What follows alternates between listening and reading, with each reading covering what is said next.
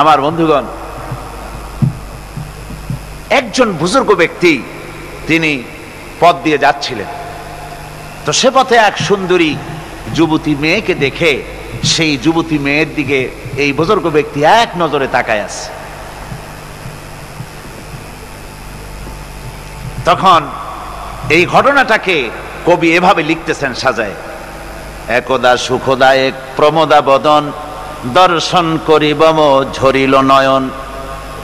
হেসে কহে সে রূপসী সবিস্ময় মন, কহ দেখি মহাশয় কহ কি কারণ। বিষয় বিরাগী তুমি ভুবনে প্রচার, কি হেতু জন্মিল তব মানস বিকার। সামান্য ললনা রূপ করি দর্শন, উচিত না হয় তব অশ্রু বরিশন। বুজুর্গ ব্যক্তি ওই মহিলার দিকে তাকিয়ে তাকিয়ে কাঁদতেছেন। সুন্দরী মহিলা বলেন, আল্লাহর বুজুর্গ বান্দা, আপনি এলাকার ভিতরে বুজুর্গ এবং পীর হিসাবে, বুজুর্গ ব্যক্তি হিসাবে আপনি বিখ্যাত। আজকে আমাকে এখানে দেখে আপনি আমার দিকে তাকায় আমার রূপ উপভোগ করতেছেন আর কাঁদতেছেন।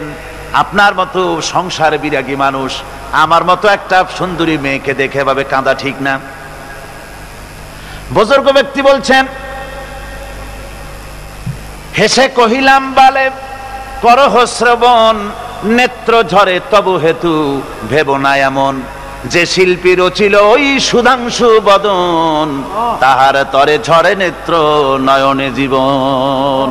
ও আল্লাহর বান্দি, আমি তোমাকে দেখি কান্দি না, আমার চোখে পানি বেরিয়ে গেছে। তোমারে দেখে আমি মনে মনে ভাবলাম, এত সুন্দর করে যিনি মানুষ বানিয়েছেন না জানি ওই আল্লাহ রব্বুল আলামিন কত বড় সুন্দর।